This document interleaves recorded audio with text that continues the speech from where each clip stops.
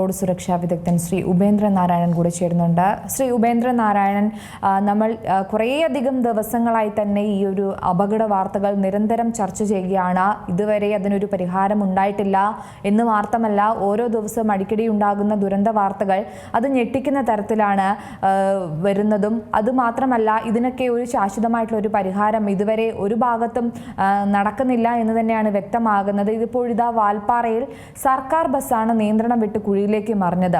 നിരവധി പേർക്ക് പരിക്കേറ്റതായിട്ടുള്ള റിപ്പോർട്ടുകളും വരുന്നുണ്ട്. ഈ ഒരു രാത്രിയിലെ യാത്രകൾ, അതുമാത്രമല്ല ഹെയർ പിൻ തിരിയുമ്പോഴാണ് ഈ ഒരു അപകടം ഉണ്ടായത് എന്നൊക്കെ പറയുന്നുണ്ട്.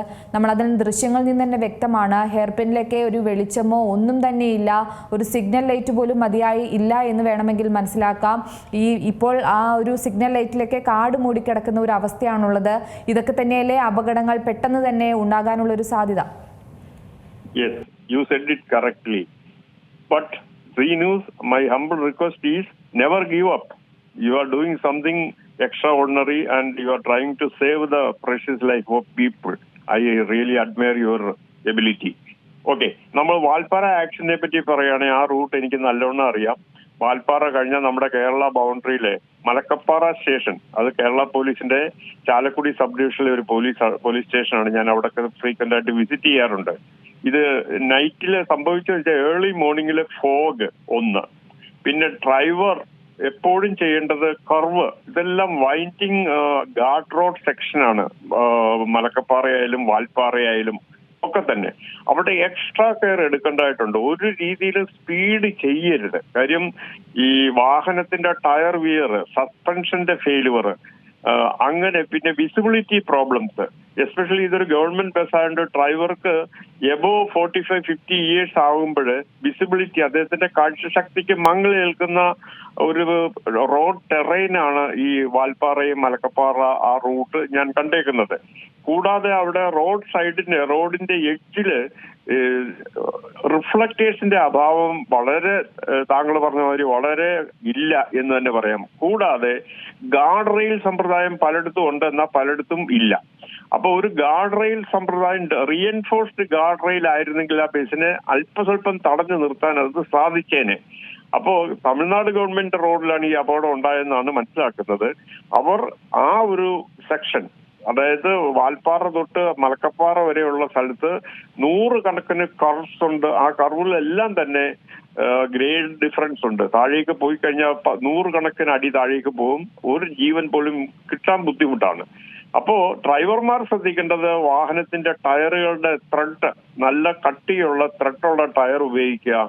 ബ്രേക്ക് സർവീസ് ചെയ്യുക. കാര്യം ചില വാഹനങ്ങൾക്ക്, ഇപ്പോ ഈ വണ്ടി ബസ്സാണ്, അപ്പോ പിന്നിലെ 2 ബ്രേക്ക്, മുന്നിലെ 2 ബ്രേക്ക്, അപ്പൊ ഏതെങ്കിലും ഒരെണ്ണം ലൂസായിട്ട് പിടിക്കുകയാണെങ്കിൽ വണ്ടി സ്കിഡ് ചെയ്യും.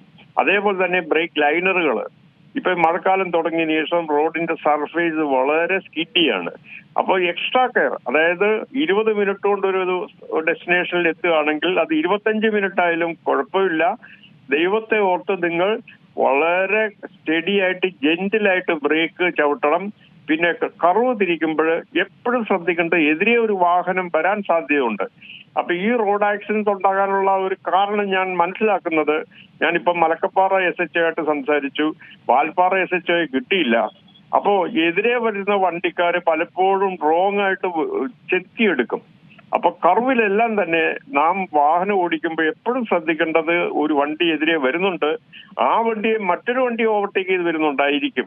അങ്ങനെ ഒരു കെയർ എടുത്താൽ ഈ മാതിരി ബസ്സുകൾ എന്ന് വെച്ചാൽ 10-60 പേരുടെ ജീവൻ ആ ഡ്രൈവറുടെ കയ്യിലാണ്. ആ ഒരു പിഴവ് ഉണ്ടാകാതിരിക്കാൻ ഒരു മുൻകരുതൽ നമ്മൾ എടുക്കണമെന്നാണ് എൻ്റെ വിനീതമായ അഭ്യർത്ഥന. സർ, ഒരു കാര്യം കൂടെ, നമുക്കറിയാം ഇപ്പോൾ ഈ ഒരു കാര്യം മാത്രമല്ല, നമ്മൾ ഈ ഒരു ഹെയർ പിൻ വഴിയുള്ളൊരു യാത്രയൊക്കെ തീർത്തും ഇപ്പോൾ വയനാട് ചുരം, അത്തരത്തിലൊക്കെ വലിയ വലിയ ചുരങ്ങളൊക്കെ കയറുമ്പോൾ നമ്മളെപ്പോഴും കാണുന്നതാണ് ഓവർടേക്ക് ചെയ്ത് ചെറിയ ചെറിയ വാഹനങ്ങളൊക്കെ കയറി വരുന്നതും. അതും എത്ര വലിയ തിരക്കാണെന്നൊന്നും അവർ ശ്രദ്ധിക്കുന്നില്ല. അവരുടെ യാത്ര സുഗമമാക്കുക, തൊട്ട് മുന്നേ വരുന്ന വാഹനത്തെ പോലും ശ്രദ്ധിക്കുന്നില്ല. അങ്ങനെ പെട്ടെന്ന് ഇടയിലൂടെയൊക്കെ കയറി പോകുന്നതൊക്കെ നിരന്തരം കാഴ്ചയാണ്. ഇതൊക്കെ വലിയ വലിയ ബസ്സുകളൊക്കെ വരുമ്പോൾ അതൊക്കെ പെട്ടെന്ന് തന്നെ അപകടത്തിലേക്ക് പോകാനുള്ളൊരു കാരണം തന്നെയല്ലേ? ഇതിനെങ്ങനെയാണ് കൃത്യമായ ഒരു പരിഹാരം ഉണ്ടാവുക? കാരണം ഈ വളവുകളും തിരിവുകളും എല്ലാം എത്രത്തോളം നമുക്ക് അതിലൂടെ ഒരു യാത്ര സുഗമമാക്കാൻ കഴിയും? അങ്ങ് പറഞ്ഞത് വളരെ ശരിയാണ്. കാര്യം നമ്മുടെ ഗാർഡ് സെക്ഷനിൽ ഡ്രൈവിംഗ് ഡിസിപ്ലിൻസ് ഉണ്ട്. അതായത് ഞാൻ പലപ്പോഴും കണ്ടേക്കുന്നത് ഈ ബൈക്കുകളും മറ്റും ചെത്തിയെടുക്കും. നമ്മുടെ സാധാരണ റോഡിൽ എടുക്കുന്ന മാതിരി റോഡിന്റെ ഏറ്റവും വശം ചേർന്നതിന് പകരം പെട്ടെന്ന് ഒരു റേസിംഗ് ട്രാക്ക് പോലെ ചെത്തിയെടുക്കുമ്പോൾ ഈ multi axle vehicles, heavy vehicles സാധാരണ ഒരു ലൈൻ വിട്ട് 3.5 മീറ്റർ ആണെങ്കിൽ ആ 3.5 മീറ്ററിൽ ഒതുങ്ങില്ല. അപ്പൊ എന്ത് ചെയ്യും, അവര് ഓപ്പോസിറ്റ് ലൈനിലൂടെ കയറിയാൽ മാത്രമേ ആ വണ്ടി എടുക്കാൻ പറ്റുള്ളൂ. അത് ഈ ബൈക്ക് ഓടിക്കുന്നവരും ചെറു കാർ ഓടിക്കുന്നവരും ശ്രദ്ധിക്കാത്ത മൂലം പലപ്പോഴും ഭയാനകമായ ആക്സിഡന്റ് ഉണ്ടാകുന്നുണ്ട്.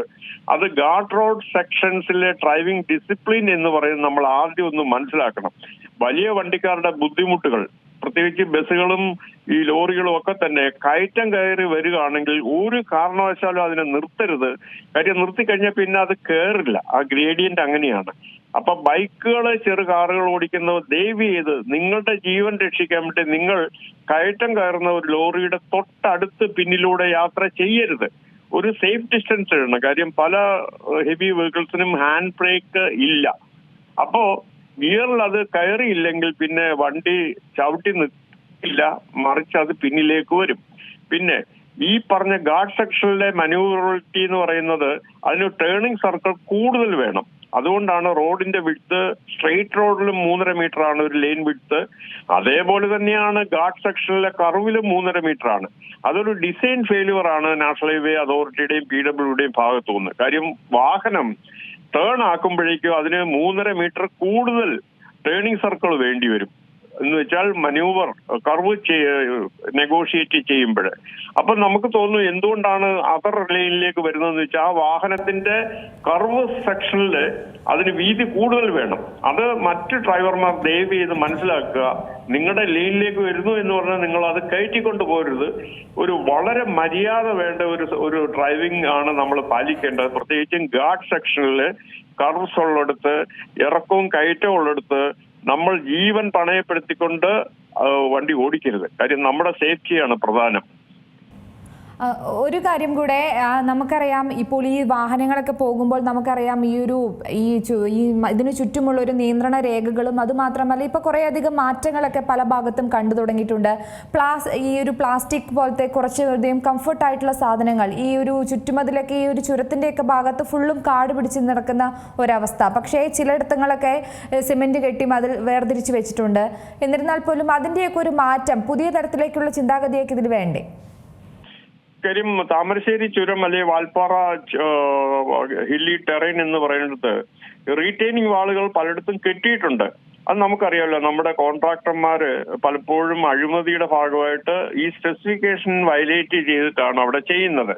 അതുമൂലം റീറ്റെയിനിങ് വാള് ഒരിക്കലും ഒരു വാഹനത്തെ തടഞ്ഞു നിർത്താൻ സാധിക്കുന്നില്ല. കാര്യം വാഹനത്തിന്റെ വെയിറ്റ്, അതിന്റെ ഇമ്പാക്ട് ഫോഴ്സ്, ഇതെല്ലാം കൊണ്ട് റീറ്റെയിനിങ് വാളുകൾ നല്ലതാണ്, കാണാനൊക്കെ ഭംഗിയുണ്ട്, നല്ലോണം പെയിന്റ് അടിച്ചൊക്കെ വെച്ചേക്കും. എങ്കിൽ തന്നെയും ഒരു ഹെവി ട്രക്കോ അല്ലെ ഒരു കാറോ അതുമേ ഇടിച്ചാൽ താഴ്ചയിലേക്ക് മറിയാൻ സാധ്യതയുണ്ട്.